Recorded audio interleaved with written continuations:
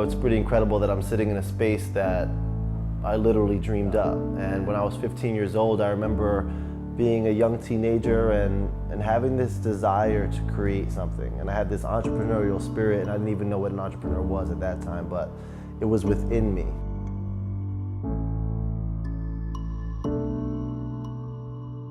Nick Arojo, the owner of Arojo, is someone that I really admire and look up to, and he was someone that had created something really incredible, a culture, something you could feel, an energy when you walked into the room. And at that time, while I was taking those classes, I was also in the process of building the team and building the momentum and building the energy and building the culture that I felt could move us forward in the right direction.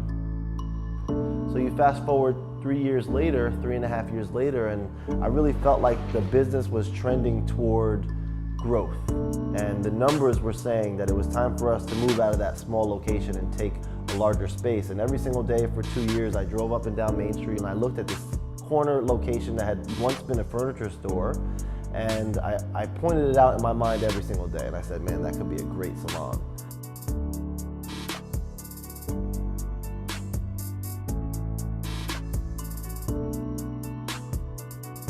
When you go into construction, it's like a living, breathing thing that you want to control, but there's just parts that you can't. So you just roll with the punches, and you get a phone call and it's more money, and then another phone call, it's more money, and that's kind of the way that it goes. But I just kind of kept my eyes on the prize. I kept my blinders on and knew that it was the right move for the right time, and it was a calculated risk.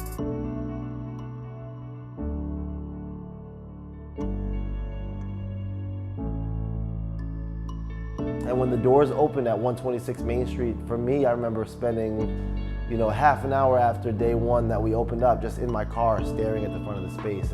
I knew that my mom's spirit was going to be with me along the way, and that it would help grow me and push me in the right direction.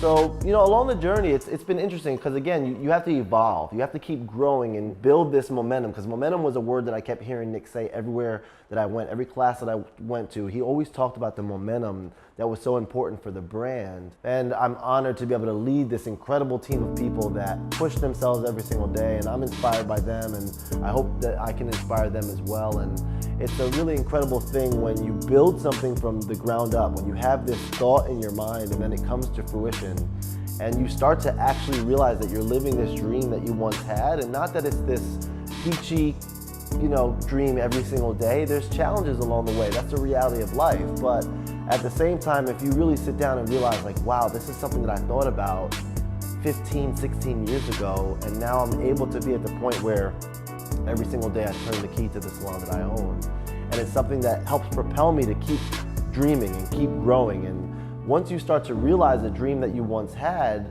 you also have to realize that it's time to keep dreaming. It's time to dream bigger.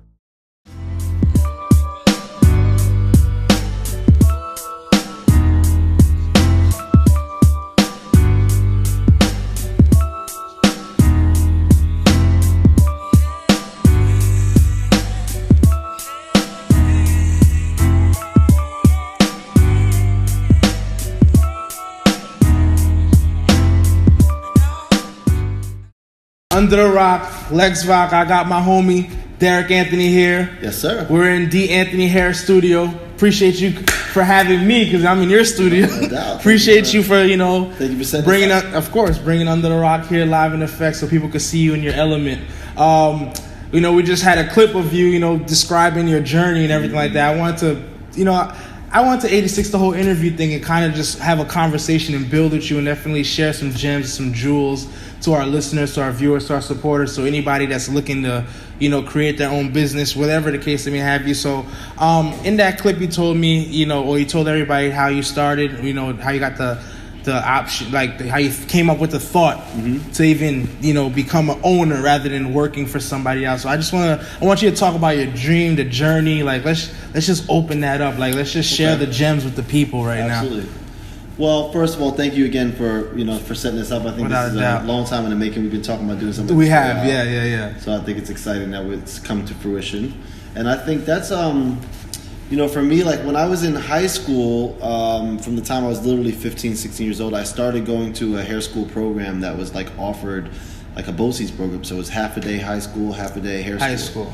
So that was 11th and 12th grade. So I went to first 4 periods of the day, and then I went over to BOCES, and I was there for the rest of the day. Question. Yeah. Okay, this, like, I already got to stop you in the beginning. You're saying high school, you decided to do the hair. Like, how that, like, this is kind of, this is a woman industry, allegedly, so how that, like, what made you choose that route? And because you could have done barber, Well, to be honest with you, you're right. Over 80% of women, over 80% of hairdressers in America are women. So that sometimes gives guys a little bit of an edge too, because you're more of a minority as far as there's less of you. Okay. In high school, I did think about the barbering thing, but to be honest with you, I didn't want the barber lifestyle from the barber lifestyle that I knew about. Now I see barbers all the time. Yeah. Because barbers had this amazing resurgence, and it's an amazing career. At that time, when I was 15, we're talking about 16, 17 years ago, I went to the hood barbershop in the neighborhood. I was the only white kid in the barbershop. So it didn't really appeal to me, but I did like the craft of it, and I kind of started like shaping up myself and some of my friends and all that, jacking up some hairlines here and there. But I started actually, I kind of just went for an orientation. I had a friend of mine who was like barber / hair as I was younger, but that wasn't the bigger influence. It did help me kind of get into it, but the biggest influence, I think, when I went to the BOCES program, I kind of liked the vibe of what hair kind of felt like. I wasn't a school person. Yeah. I didn't have aspirations for college. I just didn't. But I did understand that I needed to do something, and if I wasn't going to go to college, a trade would be a really good thing. I was always really into fashion. I was always really into clothes and just like the whole fashion vibe. Yeah. I guess I was like almost like, I was like a Metro type personality in a way before Metro was even a word. A thing. You know what I mean? Even though I hate that, but it's kind of true. And I think that the reality is that I didn't know if it would work or not. Okay. I just tried it. It was free. I didn't have to pay. I knew hair school was X amount of dollars outside of high school. Yeah. And this was like a free program. So after the program, did we just like continue? Did we take any breaks, like from high school, like to like after you graduated? Did you start working immediately? Yeah, I actually started working in a hair salon while I was in 11th grade, and I'd finish hair school and I'd go straight to the salon. So let's say like by 3:30 I was at the salon, and I worked there until it closed, and I was there 4 to 5 days a week. So I started working the salon quick, and that was when I kind of got hooked to the lifestyle of like, I saw the guy that I worked for, he made a great living. In hindsight, I think I learned a lot more what not to do than what to do. Gotcha. But that's just as valuable when you're about to create a business. Yes. Sometimes it's like when I ask a client, sometimes it's just as valuable or more valuable for me to understand what she doesn't like or doesn't want before I can even help her figure out what she wants. If she's unsure on what she actually wants. It's like me in my corners. I'd be like, yo, don't go in the corner. If I tell you anything, like, yo, watch the corners up here. It's good to know what, if a woman's like, oh, I don't want bangs, or I don't want this, I don't want that, then you know what you can work around. And you know what you're dealing with. So the same thing when it came to, I think, when it came to that, and for me it was like, well, I'm going to work in a salon for a while. And I always had this goal of like, I want to own a business. Like that was the end goal. I was like, yo, I could own a business with this. And I always had this like I said in the video, this entrepreneurial kind of spirit about me. Most people that know me knew I kind of always had that. I DJed on the side for many, many years. We used to throw parties, and I just always had a little bit of a business. I think a business spirit. I say business spirit because a lot of people will say, well, you're talented at business, and some people are. Yeah. But the reality is business is not necessarily this innate thing that you're born with. The business skill set is an acquired thing that you have to learn, and you gotta have the passion of, obviously. You have to have the passion, but you also have to be willing to humble yourself to learn it. Yeah. And I think that's what I've learned over the years has gotten in the way for a lot of business owners, where it's okay to not know it all. And it's even better to admit when you don't know it all, and to just be okay with what you don't know. Like, I'm totally okay with saying the fact that I don't know what I don't know. Yeah. But I totally know what I know. And what I don't know that I need to know, I'm going to learn. And the stuff that I don't necessarily need to learn, I'm going to delegate that. And that's a big part of understanding how to run a business and run a corporation. So now you're working, you get out of high school, you start working at the salon. Are you bringing in your own clientele, or are you basically at that time, you clients? I just worked for a guy. I was shampooing hair. I was assisting. I was there for 2.5. Kind of like an apprentice? Not really. More like an assistant. Apprentice means you're being taught. Okay. You know what I mean? I You wasn't knew your necessarily being shit already. taught. I was just like working. You know what I Yeah. mean? I wasn't really growing. I wasn't learning a skill set. I wasn't being trained. I didn't understand at that age like what to really even look for in a boss or an employer. And I talk to hair school students all the time now about like, you know, you should be picky with who you work for, and you should interview them just as much as they interview you, and know that it's the right fit for you, because that, you know, you're gonna kind of put your trust in that person. You want to know if they're driving the bus that you're headed to the right destination. Absolutely. So at that time, I was like 18. I ended up coming to Nyack at that time. There was a hair salon in Nyack that ended up hiring me. I was 18 years old, wet behind the ears. I didn't know really what I was doing yet. Again, not really trained, had my license from hair school.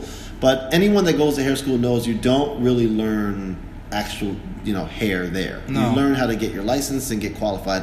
And that's not hair specific, that's any industry related thing. You go to school, you don't go to school to be a teacher and leave after the 4 years knowing how to teach. You got to go for a year and student teach to actually get in the trenches and be in the classroom and really do it. So very similar with any kind of trade that you're going to kind of use, any kind of career really for that matter. Yeah, of course. Doctors, think about it. They go to school for what, 8 years? They don't know fully how to practice medicine until they're doing like, what is it? actually in their, whatever? you know, whatever the heck that is. I'm not a doctor, so I don't know. I know, right? That's what I'm but, like, you know, isn't they that- go through like a student teaching type thing too. You know what I mean? Well, I mean, Like where they're like with an intern. anything, you need the hands-on Anything, experience. You need the hands-on experience. So, when you're working for this is your first job as a hairdresser, right? Yeah. First and last. Are okay? Are you making mistakes? Are you fucking up? Like, did you cut someone the wrong way? Like, I need to. Well, of course. I need to there's know the definitely- build up right now. Well, there's definitely bloopers along the way. Yeah. I think And how again- did you handle that? How were you able to bounce back from that? Well, I think you got to take it on the chin sometimes. Okay. That's just a part of it. When you're talking about like something technical, like actually doing a service on someone, you know, a woman's identity is wrapped up a lot in her, what she looks like in the mirror, and a lot of what you look like in the mirror is wrapped up in your hair.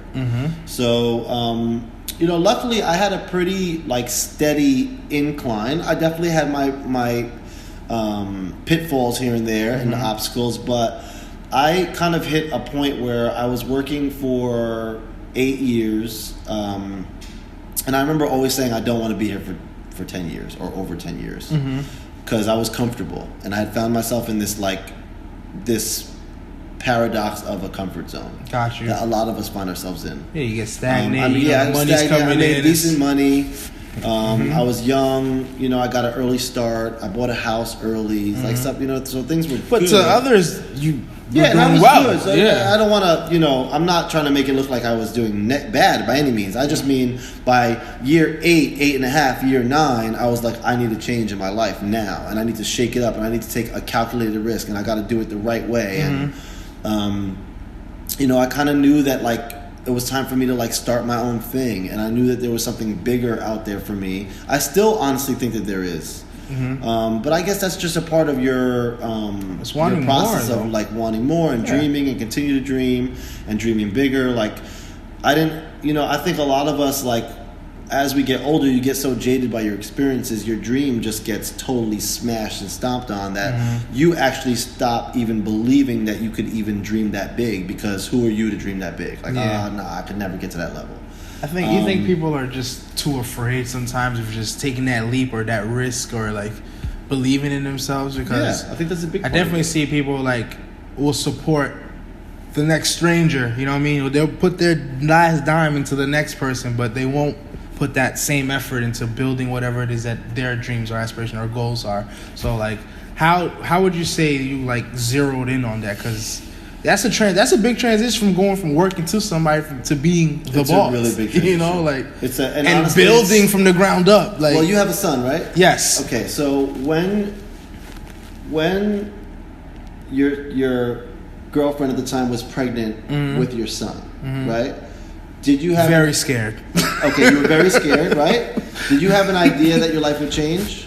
I mean, I knew my life would change. I didn't know how. Okay, so exactly. Now, Exactly. And everything that you thought about how it would change in relation to what happened when you actually had your son, how much different was it that it changed in comparison to what you ever thought it would be?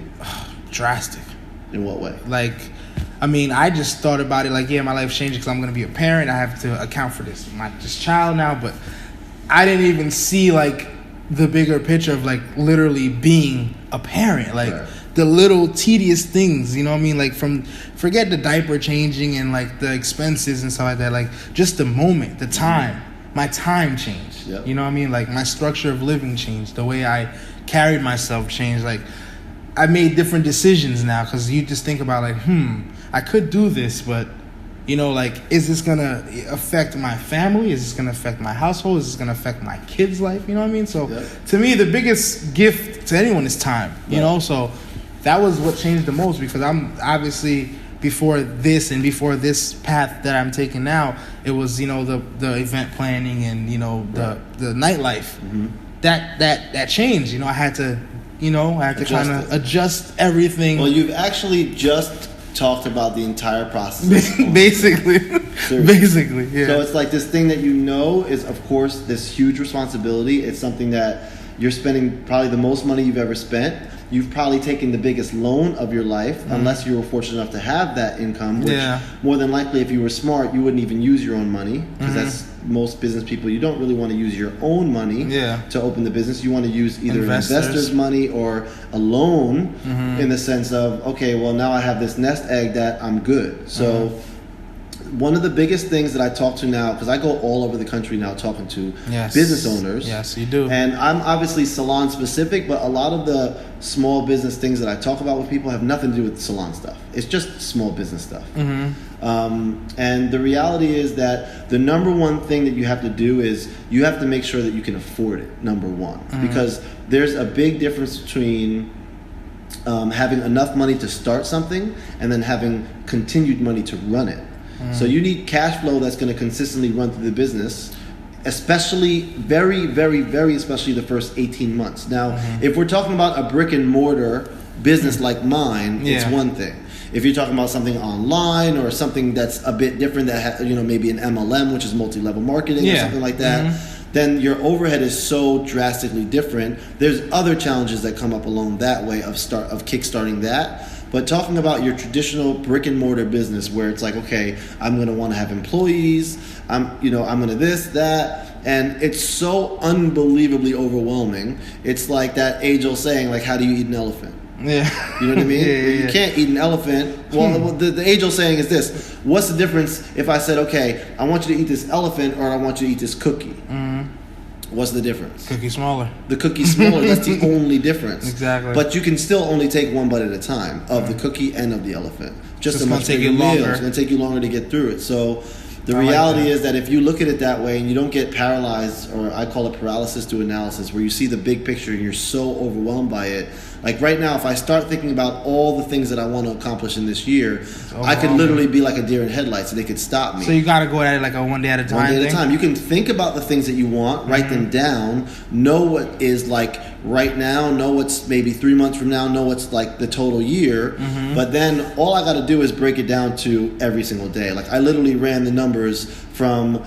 We've had 2 days of business this year. So I ran the numbers from the first 2 days of business last year, and I want to know that we're on track or ahead. Yeah. Like right away. It starts right now. Yeah, of course. So that's a part of like just kind of having business awareness. But after you get the idea of the income and you figure out the construction, because that's a little bit different of an animal. We could have a whole conversation about that. Well, in the video that we opened up the show with, it shows you like in here when it's basically just wood and everything. Like I need, I need to know about that process, like the design, like because this is a beautiful hair studio salon. Like, did you like sit there and like envision, like I want you to walk in, I want this open layout, like well, did you have moved, like when we came here, we moved. Yeah, we had moved from a small little tiny location. Yes, I do remember on Hudson Avenue. We were there for 4 full years, so we were like totally tucked away, hidden. We were behind the PJs. You'd pull in and smell weed all day long. My clients were scared to like walk out of the salon sometimes. I swear to God, especially at night. Yeah, stop. And I'm like, oh, it's good. They're all my friends. Stop. I know them all. Don't worry. But the reality was that like what we had to do was, and this is something that's really key. This is true. This is key to opening a business. They were shook to lose. It's the truth. I'm not lying to you. But this is key, and this is honestly one of the things that I think I got right early. What I got right early was I understood that I needed to create. I didn't understand what this word fully meant, but I knew that I had to do it. I didn't know how I would do it, but I knew I had to create a culture. Yes. Okay. So, what's a culture? Think about what's the difference between the San Antonio Spurs and the New England Patriots, and what the You're Yankees just have been all naming these champions. years. What's the difference between them and the 31 or 32 other teams, however many other teams are in that particular league? Usually the difference, and let's say New England. I'm not a New England fan, but I'm a fan of how they run their organization. Their organization, yep. Because what they do is they have Class, culture, yep. and it's a systematic approach to what they do. I read this book very early on, and it said, as soon as you open one location, think of it as if it was 5,000 locations. And would what you're doing and everything that you do throughout the day, would it be able to translate across the board of 5,000 locations? Or would it just totally be lost in the shuffle? Would it be a total train wreck, and would it totally implode? And that gave me... What book was that? You got it. It's called The E-Myth. Okay. The E-Myth is an amazing book. They came out with a revised version. It's called The E-Myth Revisited. Every single entrepreneur or someone interested in being an entrepreneur should read that book. Okay. I also mentioned a few other books throughout today, but we'll get to that. I usually ask. We'll get to that, I usually ask. We'll get to top three, because recommendations. I'm definitely a reader. I haven't been reading as much as I'd like to lately, but it helps. That's what I mean, honestly, I think that's where the hidden gems are. There's only but so much you're gonna learn from watching TV or. You're gonna learn shit from the internet as well, but because now the resources you need are to so read. different. Yeah, so I guess you could count articles and internet-based stuff as that. There's certain it's also it's not necessarily always. It is about the content, of course, but it's also about the mindset that it creates for you. I had to discipline to actually turn exactly. the TV off and turn the radio off. Put your have phone to put aside. your blinders on to a degree. You have to you have to get so focused that you kind of shut everything out for a little bit. And comprehension, because it's some people read shit and it's you just read it and it's just boop boop you gotta actually understand, dissect, you know what I mean, and when you want to accomplish meditate something, on what you're reading. I was just watching this video that Will Smith exactly. Will Smith posted this thing on Instagram today about Arnold Schwarzenegger. Yeah, I seen that. And he said, and also I clicked the link on the video and I watched the full video, and he was just saying how literally for 12 straight years of his life, he was so outrageously focused because he wanted to be the biggest movie star in the world. He didn't drink, he didn't do any of that, and if it didn't serve the purpose of where he was trying to go, he just didn't make time for it. And that's why he said no to so many projects, and he had some projects that didn't work, some projects that did. Yeah. But Will Smith is still one of the largest movie stars in the world that commands the most income per movie. And he asked Sly Stallone, and he asked Arnold Schwarzenegger and Bruce Willis. And think we're from Fresh Prince of Bel-Air when we used to watch him as kids. Yeah. To who Will Smith is now, even before Fresh Prince of Bel-Air, when he was just he was a rapper with DJ Jazzy Jeff. True. It was a whole different level. Summertime is a hard track. I try to follow people like that. Exactly. Summertime is hard. You just have to plug Still that in track. there. She still goes. But if you listen to what people like that say, there's a running thread between success. There's just a running thread, and you have to figure out how to get out of your own way. And so many of us are in our own way, and it's so easy. We talked about this What earlier. do you mean? I need to you got to go in on that a little bit. What do you mean by in your head type or in your head, in your life, in your daily habits or lack thereof, in what your priorities are, in your realness with yourself. Being honest with yourself. Yes. You have to be real and say, okay, well, seriously, what do you want? And then if you're very serious about what you want, for real serious about it, if you're saying, I want to be an entrepreneur, I want to be independent, I don't want to work for someone, I want to be my own boss. Well, that is not an overnight process. Okay. That might take you 5 years to get it going. But let's just say that 5 years passed and you did nothing. Then the 5 years passed. The 5 years will pass regardless.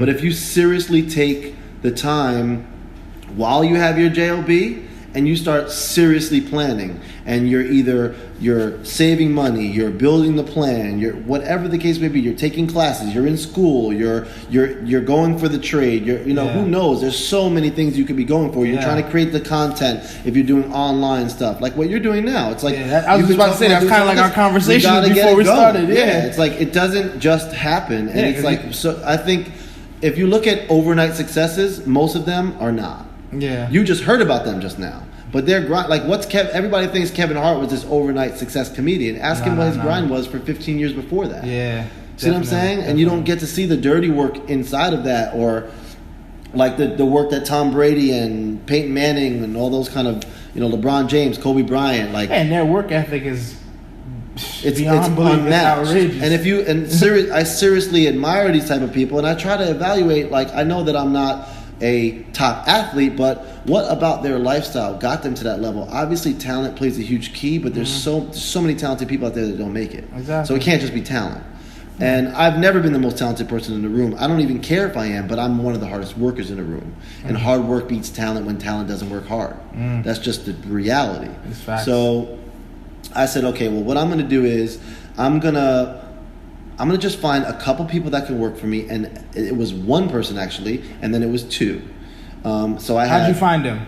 Well, one who is now my fiance actually. Word. Sabrina. Okay. Her and I knew I each didn't other. know she used to work with. Yeah. Well, we knew each other together. Or whatever. We knew each other from like 5th grade. We met. Okay.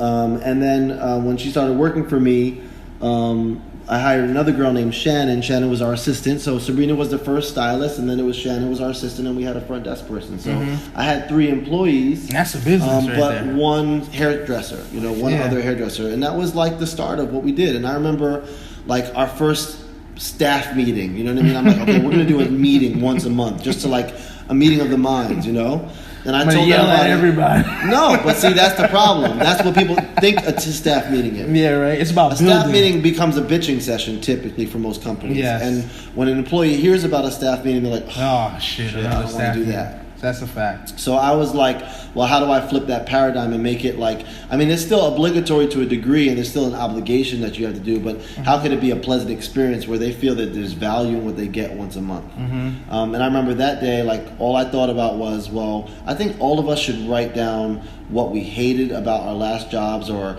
what we didn't love about what our experiences have been in hair salons over the years, and burn it together in a fucking bin. And we did. Like literally? Like literally.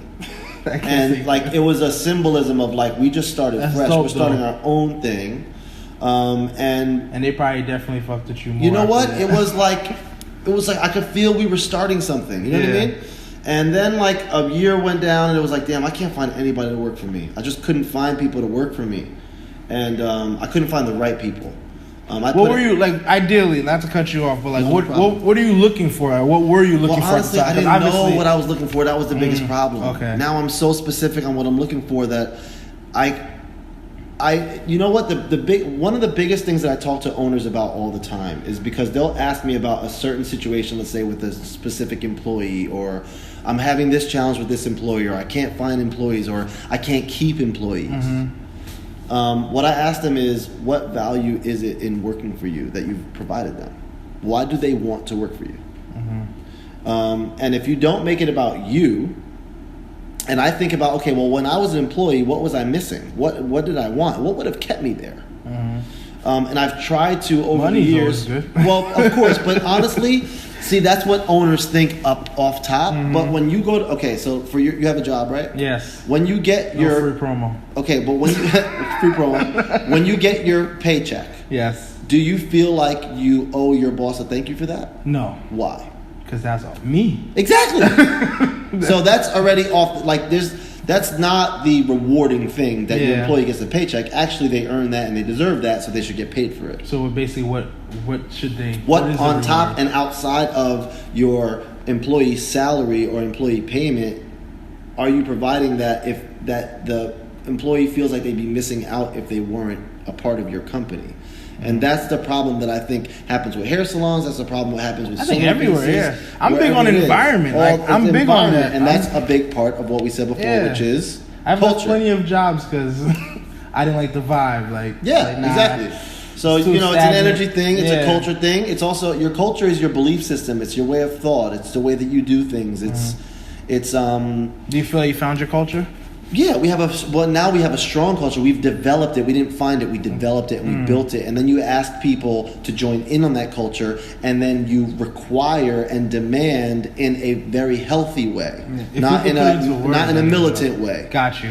But you demand in a sense that if you come work for my company, it's like, okay, let's go back to the example I just used. What does the Yankees demand right away when you come work for us? Okay, if you're going to be a part of our club, you're going to shave your face. And you're going to have a clean cut look for I just us. realized that that's what they do. Like, I've been always watching been Yankees like for that. years, and I never one of my what's Bill friends. Belichick's way? You're going to pinpointed do that. this. You're going to show up. Well, that's why they get the James Harrisons to fall in line, or the James Harrisons type that don't fall in line. Not They feeling either the James flush. Harrison. Well, that's a whole other story. Not feeling But the James. just by way of example, Nah, not I'm to not get off on a feeling that. tangent. I'm not feeling But the that. reality is, like, what happens is, if you have a strong enough culture, people are going to flush right into it and fit and conform, or they're going to flush out. And again, this is in a positive, healthy way, not Yeah. in a militant, like, you have to do this. It's No. you have a choice to do this. Because people don't respond well to that. And you also have a choice to work here or not. You don't have to work here. Yeah. I would love it if you do, if you're the right fit. If you're not the right fit, I think it'd be best for both of us if you don't work here. Yes. And see, that's what happens is, in the beginning, think about it like,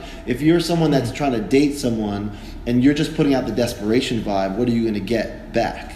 You're Correct. not going to get great dates. You're going No. to get curved. It's not going to work out well for you. If you're an owner, an employer, and you're putting out desperation vibes for employees, then more than likely you're going to lower and compromise the standard of employee because you're just trying to get a body in the building. Yes. So for me, I was like, well, I heard it all the time. If I had 5 chairs, we had 2 people. Like, when are you going to fill these other 4 chairs? And I was like, you know what? The right people will come along, and when they come along, they'll stay. So long story short, there was the former salon I worked with ended up actually closing, and 3 girls, 2 of which I had worked with before as coworkers, and 1 that I hadn't, ended up coming on board. I could have never planned that. Okay. So that was something that just kind of Happened. happened that I was able to work with. And then along the way, I said, okay, well, again, I went back to that question. Well, what am I providing for people that is valuable? Why do they want to work for me? Outside of the fact that, okay, paying this and that, and you want to pay well, you want to take care of your employees, but how do you treat your employees? How do you talk to your employees? How do you mentor your employees? How do you coach your employees? How do you upbuild and uplift and help, like, build confidence in them? Because most people don't believe in themselves. You have to believe in them more I have a question than they now. do in themselves sometimes. That gives me a question for you. So we're here, right? You have your staff.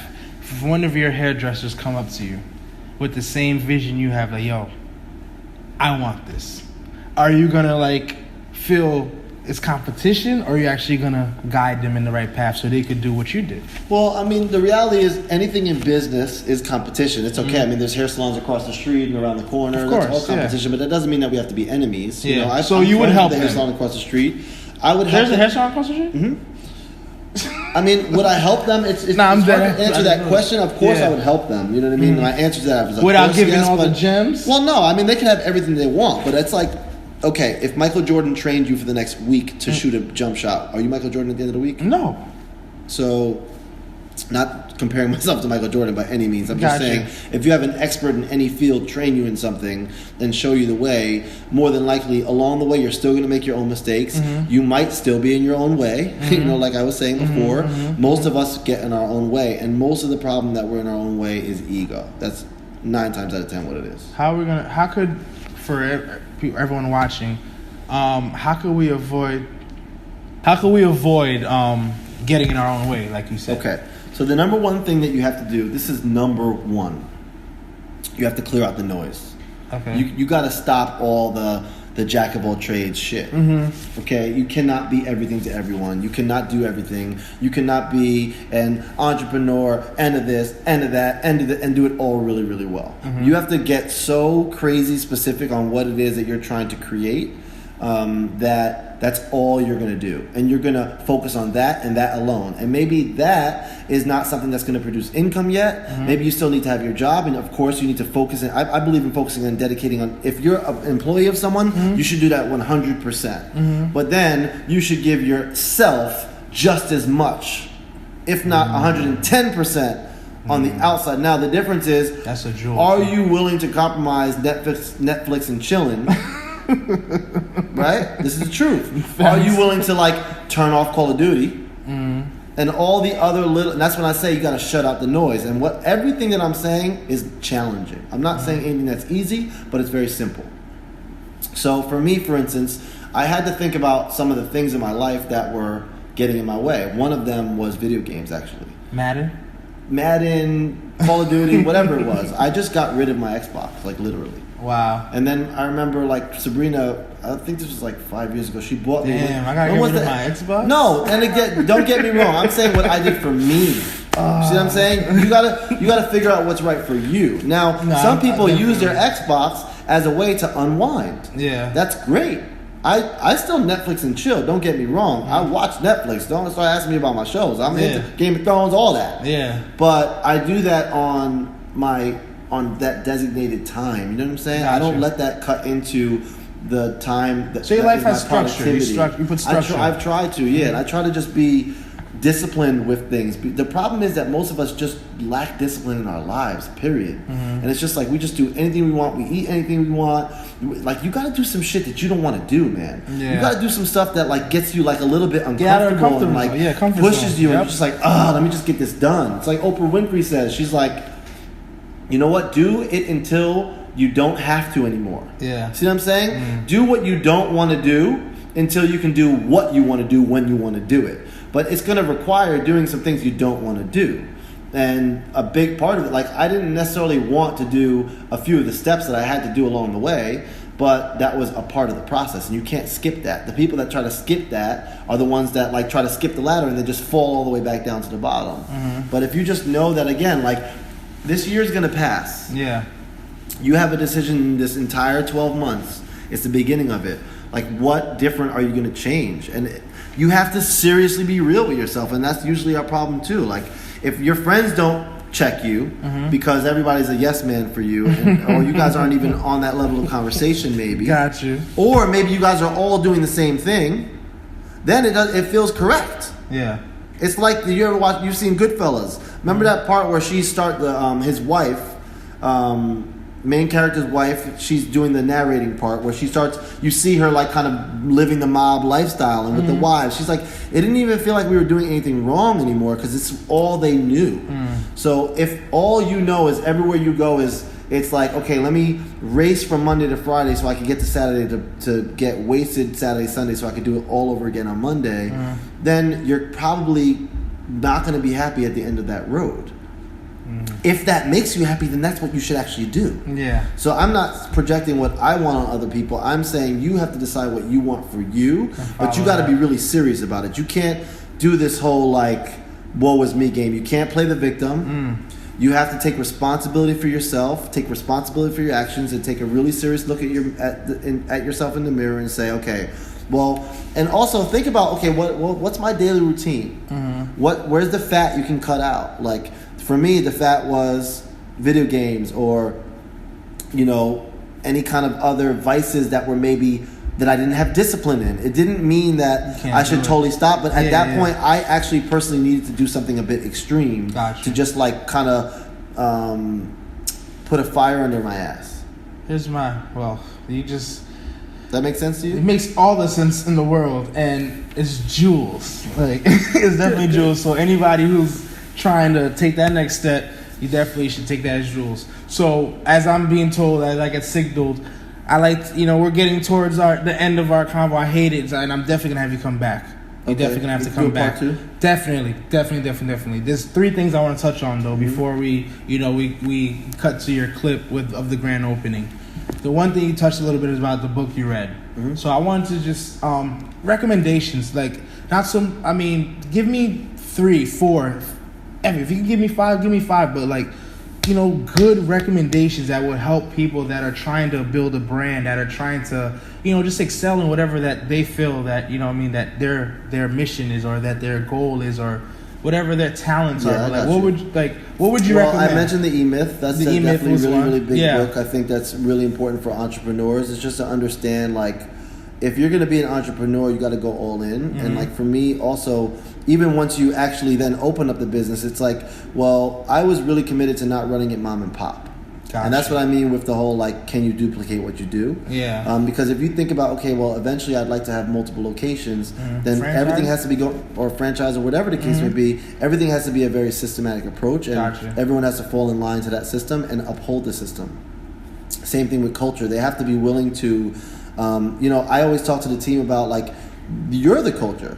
The culture has been created, but then you guys are the ones that are like the monitors of it. You got to hold it up. Yeah. And if we're all doing this, so let's say this is the culture and we're all holding it, 3 people start doing this and one person starts doing that, it starts to slack. shaking. And it's a living, breathing thing that you as the owner or the leader have to monitor. Yes. So as opposed to thinking of yourself as a boss, you got to think of yourself as a leader. Yes. You know- I had this conversation yesterday. That's very true. But that got me off on a tangent. As far It's as fine. But No, it's still, fine. that's what the entrepreneur myth talks Gems, about. yes. So give me a The couple next one more. is You can give me Napoleon three. Hill. You can I'll give you 3. The next one is Napoleon Hill. Think and Grow Rich. That's probably the classic entrepreneur book that every Classic. single person should start with. Yes. It's a little bit tough of a read because it's written so long ago. So the language in it is a bit old school, and it can get a little bit like.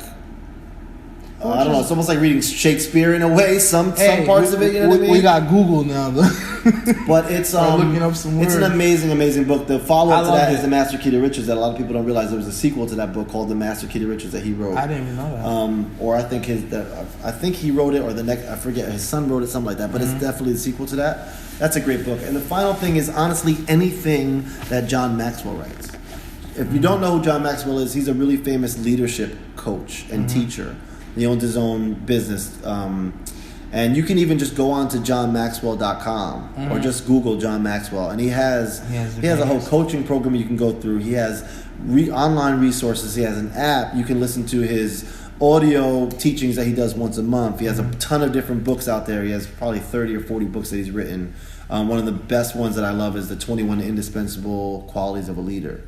And that's what I mean, where I started, because in the beginning, when you open up a business and you're an entrepreneur, it's a very selfish thing that you're doing, naturally. And not a bad thing. It's a good selfish thing. But if you want to be successful, and you want to bring people into the fold, and you want them to believe in you, and you want them to get on the bus, and you want to be the driver of that bus, well, then you got to show them, well, you're on this bus, and we're going to an amazing place together, and I need you to help me get there, and the only way we're going to get there is together. Yes. And when you get there, you're going to be happy, and when I get there, I'm going to be happy, and it's a symbiotic relationship. It's not like, you do this for me, and do it because you have to.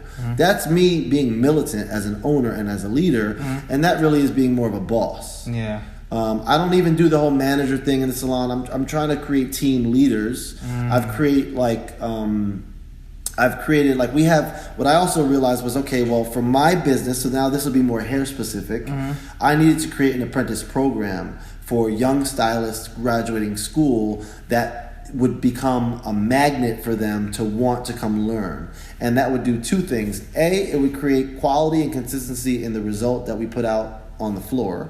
And B, it would actually instantly attract the right person, because the right person wants to learn. Yes. The wrong person has the wrong attitude, and they're like, well, I just graduated school, I'm ready to go on the floor now, which that's just delusional, to be realistic. Gotcha. So I have a full 12 to 18 month training program that they are required to go through, that's structured, that's scheduled, that they get a binder for, that's totally mapped out. Notes and videos and all this stuff. That's, their way to kind of work their way through the floor. I got something for you. I got a question. So, give me, let's say, just 1 or 2 hairstylists, hairdressers that you looked up to, that kind of... Well, the number one that I've mentioned, I think in that video, was mentioned in the very beginning video, was Nick Rojo. Okay. So for those that and he's, when we go to the clip, he's the one. He's going to be speaking. Yeah, he spoke at my. Nice. So he's? Well, to give someone that doesn't know hair at all, a quick version. It's basically someone who's came up the ranks all the way through, worked for some big companies like Vidal Sassoon, that kind of stuff. He's kind of a little bit of a modern day Vidal Sassoon. I wouldn't put him all the way at that category yet, but he's very, very close in his own realm. He's pioneered a really incredible razor cutting technique that is something that I've picked up on and has changed my career. He owns 3 locations in Manhattan. He has a location in Tribeca, location in Soho, location in Brooklyn and Williamsburg. Some good spots.